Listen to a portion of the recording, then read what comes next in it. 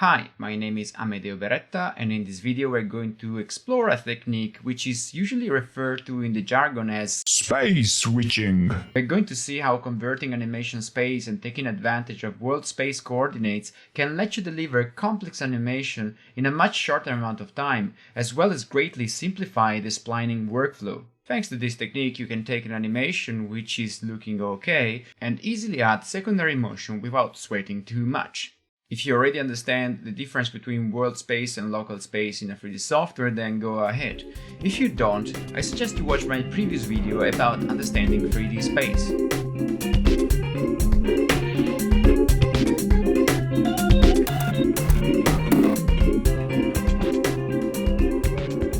So in this example we have two spheres, one is red and one is yellow. The red one is the parent, and you can ascertain the fact by looking at the outliner. You will see that the red one is indeed the parent of the yellow one. Now we're working on a project for which these two parts are supposed to move together, but the yellow part is supposed to be delayed if compared to the red one. Let's say we don't have many fancy scripts and we have to do manually this kind of operation. If I think of it, the yellow part really has the same motion of the red part, except it happens a little bit late. Unfortunately, it being the child of the red one, it doesn't have any curves of its own. So in practice, we can't really use any data from this yellow sphere because there is none in there in the graph editor. If you're not familiar with the concept of space, I recommend you watch my previous video about space and why understanding 3D space can make your animation better. However, if I look at what we could call the visual truth of this shot, we can see that clearly the yellow sphere has some motion, and in fact I can even do a motion trail and I can see the motion in there.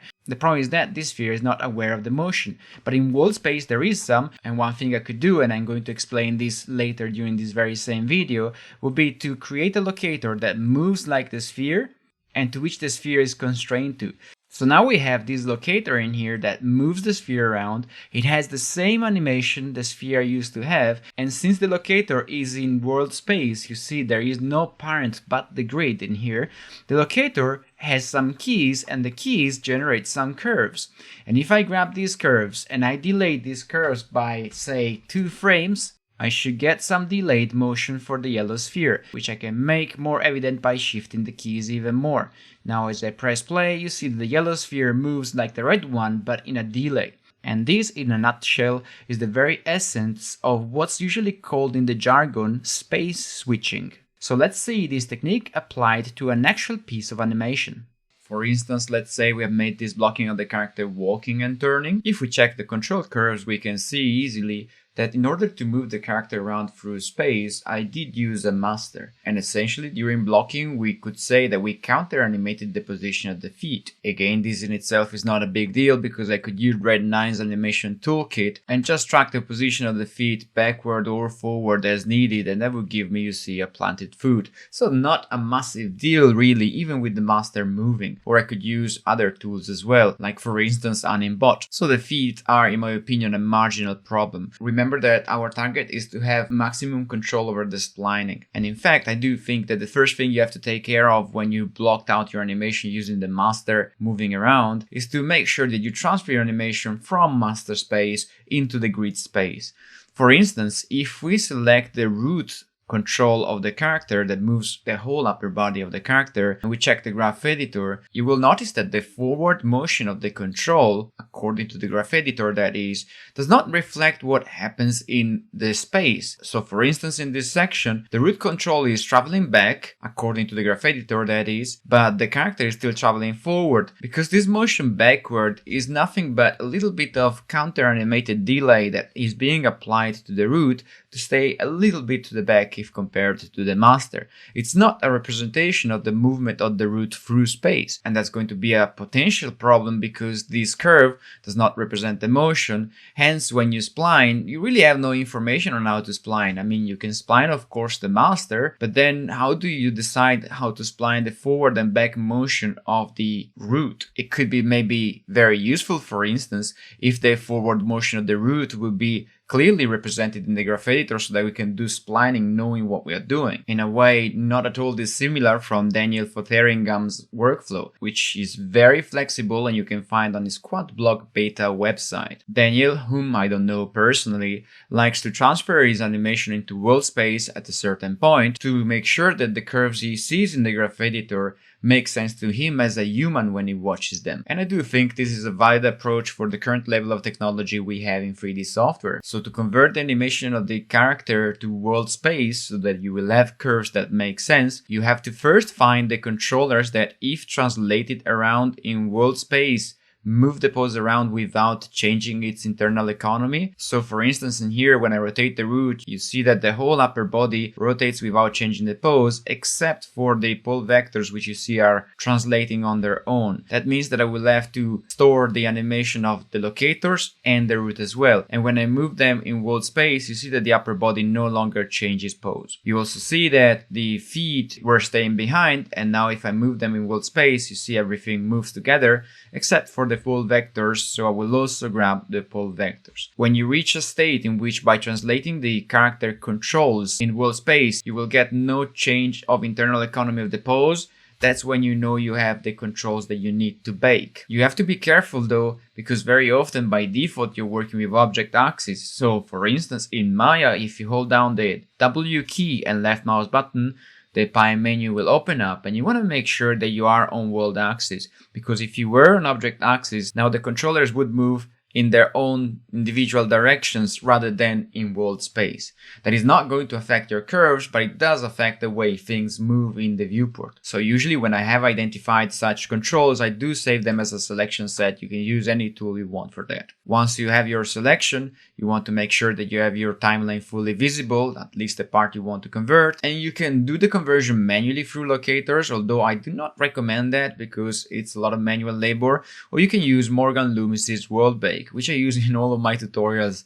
I can't really live without it, unless of course I'm working with Animbot, which does a very similar thing. With the World Bake, the first step you normally do is to bake to space world, and you bake the selection to the locators. If you find yourself with a key every single frame for every locator, the reason is you didn't set a key on every control on every pose when you needed a pose, so the script defaults back to baking every single frame to bake on once. It's a pretty clever tool, it's for free, and they should probably build Mr. Loomis a life-size monument in some expensive material. Now that you have your locators, which I'm going to hide because they're distracting me, you can do whatever you want to your animation on those affected controls and restructure the way the rig works, because you know you can always recover the animation. So for instance, the two issues I identified earlier on were that A, I didn't want to counter animate the feet, although you saw that there was an easy solution to that, and B, I do want to have world space curves on the root so that I can easily spline it. So that means that I can zero out the master, or rather I can position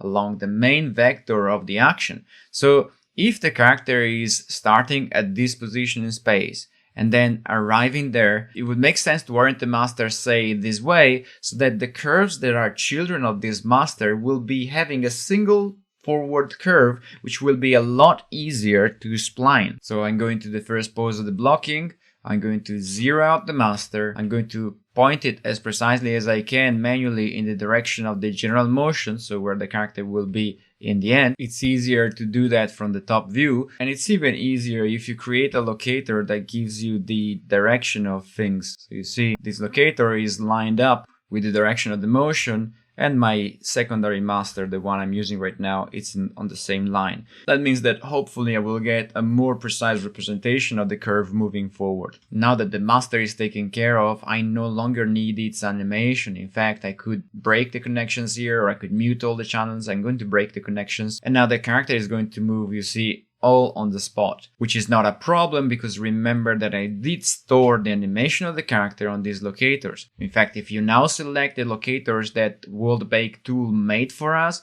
and you click on the tab called Bake from Locators and click on the only button you have in there, Morgan Loomis's tool will bake the animation back onto the locator, and the resulting controls will be moving in world space. As a result, now you see that the forward curve of the root is a lot more rational, a lot lot easier to understand and to spline. The same thing will ring true for the side-to-side motion of the root. And this is not a negligible advantage because it lets you do the spline cleanup a lot faster than you would normally be able to. And by saying this, I certainly don't advocate going around and randomly deleting keys, but you see that I do have a lot of control over here. I know for a fact that this curve represents the motion through space. I think that I didn't know earlier on. As far as the sliding of the feet is concerned, in fact, to fix the sliding in here, I only ever need to find a pose that is suitable, grab, translate, and rotate, and by duplicating the keys only for translation and rotation, I am making sure that translation and rotation will be constant, you see, and I won't, for instance, lose the roll. And you see that now this works. I could have, of course, used Animbot's twin machine in world space, or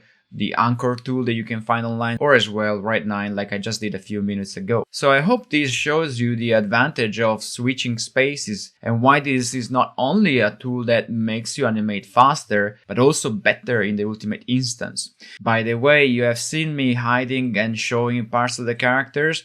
This is a pretty essential tool when you're doing splining because it lets you focus on the parts that you want to spline and ignore the other issues for the time being. It's a tool by Francisco Montero that you can find online. Another very useful feature of switching between spaces for your controls as you do splining is that you can easily add delays to your animation. So let's say that we have splined this animation and it looks passable, but yet I would like to add a stronger sense of weight to the animation and maybe, I don't know, delay the chest on the way down as the body goes up and down. My first problem in delaying the chest is that, of course, the curves do not represent the motion of the chest in space. So you see we have an entirely flat curve in here while the chest is actually moving up and down in world space. So the motion of the body here is not represented in world space, and now to do delay I somehow have to figure out that when the body goes up I can move down the chest, and when the body comes down I have to move up the chest, and then so forth until the end of the animation.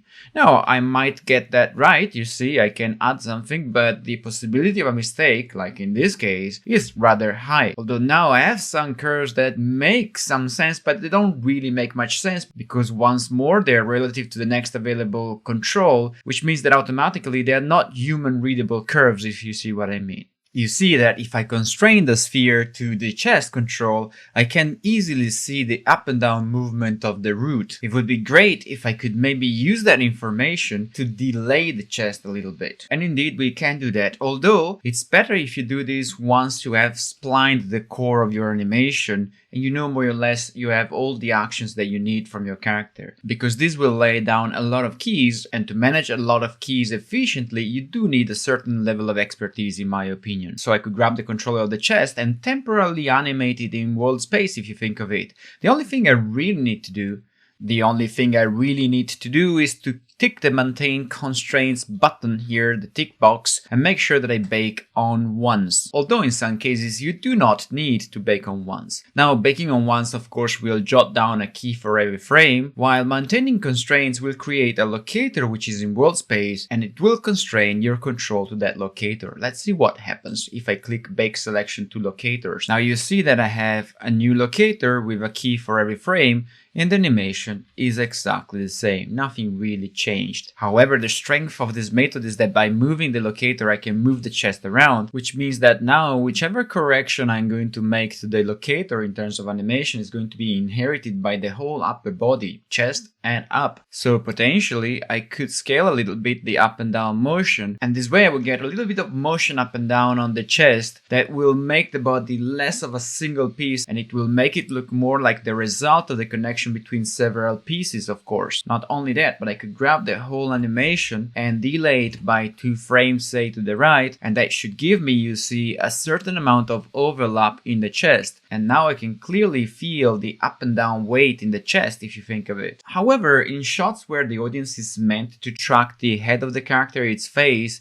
It's not usually a good idea to add too much up and down to the head, because if it moves too much up and down, the audience will struggle to follow it. There is also another reason, of course. If your head sways too much as you walk, it becomes more difficult to maintain balance. So in here, I would really like to have the same chest delay I had earlier on. So in here, what I would really like to have is the same chest delay I have now, but with the head stabilized. With the current setup, I can't translate the chest without affecting the position of that sits under a crown, but it's not a king.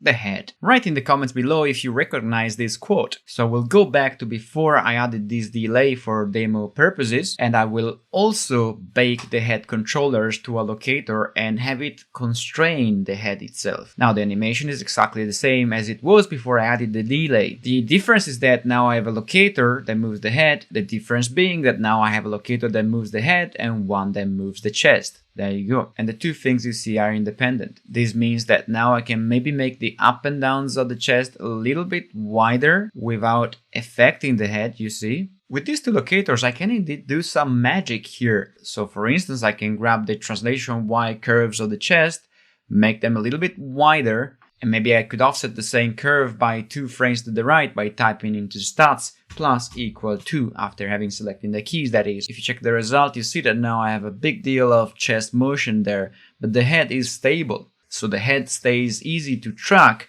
while I'm adding up and down in the chest motion. And this is for free, you're not doing anything. The only real drawback is that you're generating a lot of keys, so you want to do this kind of stuff at a later stage. Finally, I could grab the hips controller and do exactly the same thing, except maybe I could anticipate the hips controller. So now I have my locator in here. I could grab the whole of the hip controller and maybe anticipate it by a couple of frames by typing -2 in the stats. That will give me probably a little bit too much stretch, but I just want to show you the result. I certainly do not advocate the idea that you go around and offset everything in your life. I am merely suggesting that if you understand space and you know a couple of tricks, you can easily deliver high detail animation even in a short amount of time. You have to remember, of course, that once you're done playing around with delays, you will still have all the constraints in place. So if you want your animation back onto your controls, and depending on what's your next step in your workflow, sometimes you do want the animation back, all you need to do is to bake their animation down to the controls. As a result, you will get 1 key per each frame, but at this stage the animation will be, in terms of splining, nearly done. So it doesn't really matter at a certain point if you have 1 key for every frame, although it's objectively more stuff to manage. And I certainly suggest that as you play these tricks, you do save several versions of your animation so that in case you break something, you never know, you can go back and recover that animation. Overlapping tail animation is usually the kind of example you can find around in which this kind of workflow is employed. So for instance, you could grab all of these controls of the tail, bake them on once and maintain the constraint after you have done the main animation of the body, and now you have there a bunch of locators that move exactly like your tail, except they do so in world space. Whereas if you check the individual controls, you see that there is no rotation there. Their respective locators, they do have rotation. It does change through time and it's in world space. So potentially, since each one of these locators is in world space, now you have the data you need to automate overlap and just offset one by one all of the controls.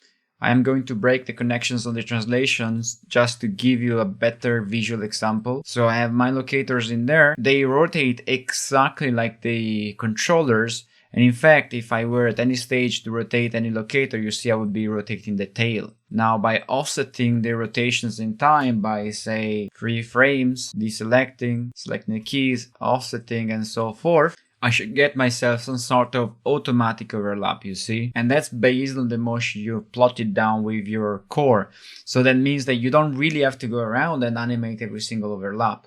I still find it very useful to at least jot down the key poses and then maybe add the overlap on an animation layer, to be honest. Also, since all of the values of rotation of these locators are in world space, I can make the rotation bigger just by scaling the curves up and down exactly the same way I did earlier on with the muscular dude. Having said that, when you have to perform several of these operations in a row, It becomes very time consuming to do them locator by locator, and it's usually faster to rely on a tool like Overlapper from Dmitry Kolpakov that gives you this stuff. You just select the controls, you change a few settings, and you get the animation you need.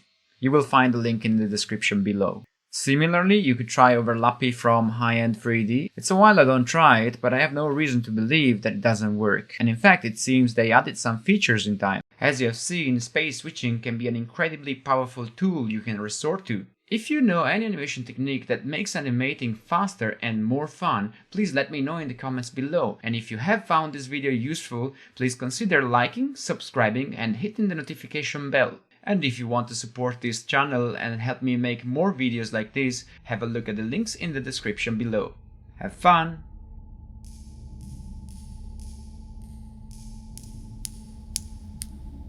Hmm?